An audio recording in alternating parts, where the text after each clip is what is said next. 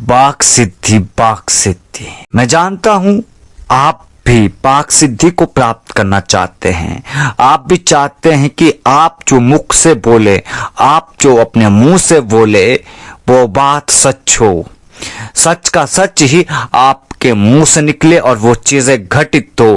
अगर आपने कह दिया कि आज बारिश होगी तो होगी, अगर आपने कह दिया कि उस व्यक्ति का भला होगा, वो व्यक्ति अपने जीवन में धन, ऐश्वर्य, सुख, समृद्धि को प्राप्त कर लेगा, तो उस व्यक्ति के जीवन में धन, समृद्धि, सुख और ऐश्वर्य की प्राप्ति होगी।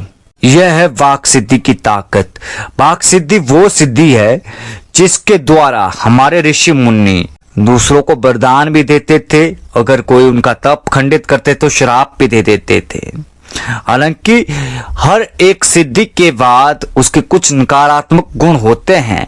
वो कैसे होते हैं? वाक सिद्धि का ही ले लीजिए। अगर आपको वाक सिद्धि प्राप्त है, अगर गुस्से में अगर आपने अपने परिवार वालों को या अपने परिवार के सदस्यों को कुछ भी उल्टा पुल्टा कह दिया, तो उनके जीवन में वो घटित होके ही रहेगा। ये गारंटी के साथ लिख कर रखो आप। एक वाक सिद्धि साधक को क्रोध से बचना चाहिए। इसलिए साधना मार्ग में हर चीज़ का ध्यान रखना होता है। हर एक चीज़ को ध्यान में रखकर साधना करनी चाहिए, तभी जाकर आप साधक बन सकते हैं। चीजों को आपको अपने अंदर उतारना होगा। उसके बाद साधना के क्षेत्र में आइए, उसके बाद आप साधना कीजिए, आपको सफलता अवश्य मिलेगी।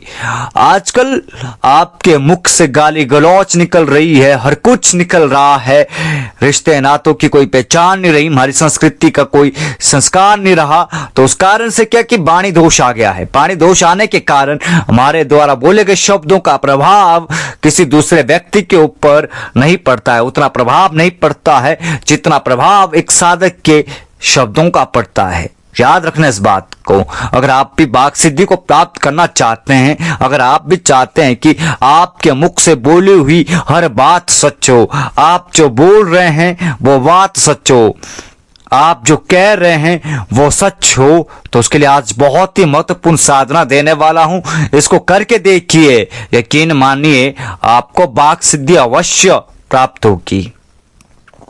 अब आपकी वाक सिद्धि में कितना प्रभाव होगा, कितना उसमें तपोबल होगा, कितना उसमें जागृत प्रभाव होगा, कितना अंश उसमें तपोबल का रहेगा, कितना अंश उसमें सिद्धि बल का रहेगा, वो आपके मेहनत पर निर्भर करेगा, आपकी वाणी पर निर्भर करेगा।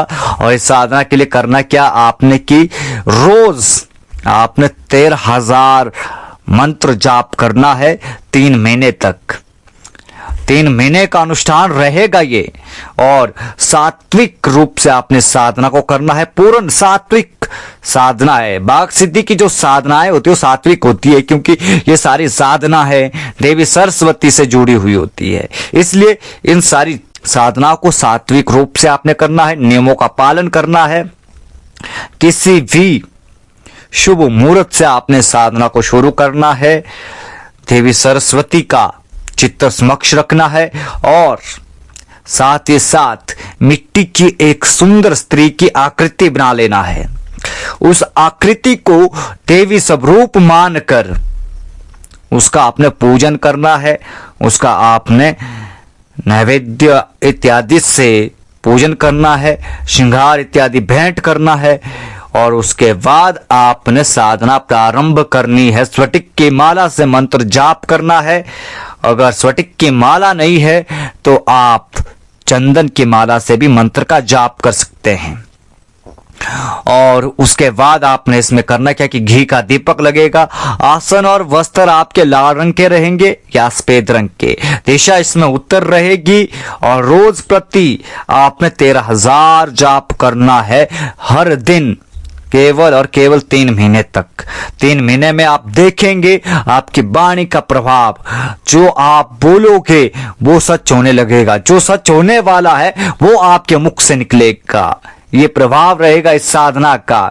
इससे आपको वाक सिद्धि प्राप्त होगी, है ना। सिद्धि की स्थिरता के लिए आपको इस मंत्र का जाप करते रहना चाहिए। जो मंत्र मैं आपको बताऊंगा उस मंत्र का जाप करते रहना है आपने।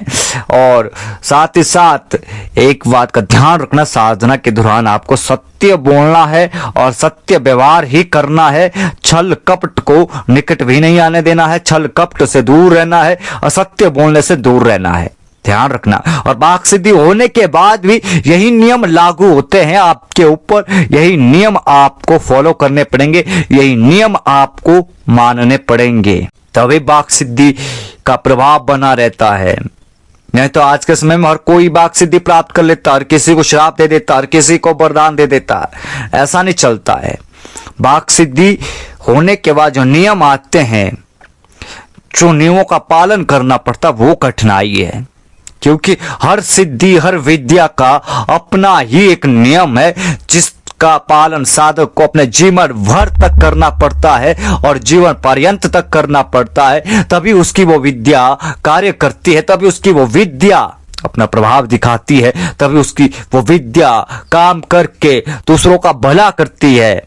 अगर साधक नियमों का पालन नहीं करता है, वो विद्या एक समय साधक को धोखा दे देती है। याद रखना, बहुत सारे ऐसे तांत्रिक मैंने देखे हैं जिनके जीवन में बहुत सारी ऐसी विचित्र घटनाएं घटित हुई है, उनके मृत्यु का समय भी मैंने देखा है, किस तरीके से कितनी दर्दनाक मृत्यु हुई थी उनकी। इसलिए कह रहा हूं, हर एक चीज को सोच समझ के करिए। आपको मैंने बता दिया करना कैसे है। 3 महीने की साधना रहेगी। आसन और वस्त्र आपके सफेद या लाल रंग के रहेंगे। दिशा इसमें आपकी उत्तर रहेगी या पूर्व।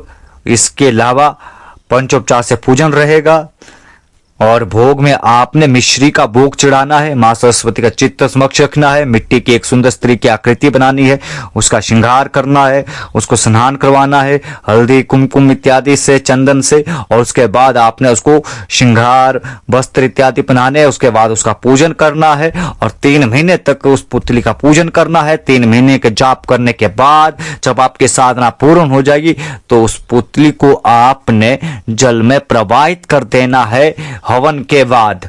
पहले मत करना, उसके बाद आप प्रतिदिन थोड़ा थोड़ा मंत्र जाप करते रहिए और फिर अपनी सिद्धि का प्रयोग करके देखिए कि आपको वाक सिद्धि प्राप्त हुई है कि नहीं हुई है।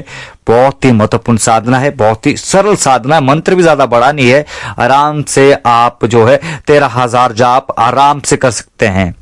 मंत्र है ओम ह्रीम कामनी स्वाहा, ओम ह्रीम कामनी स्वाहा, ओम ह्रीम कामनी स्वाहा। इतना छोटा सा मंत्र है, आपको कम से कम 5 घंटे के आसपास का समय लगेगा 13,000 जाप पूरा करने का। समझ आई बात? तो इतना कीजिए, आपको वाक सिद्धि अवश्य मिलेगी और भगवती से प्रार्थना करूंगा कि आपको इस साधना में सफलता अवश्य मिले। आज के लिए बस इतना ही। मिलते हैं एक नई वीडियो के साथ, एक नए प्रयोग के साथ। तब तक के लिए आप सभी को नमो भगवती।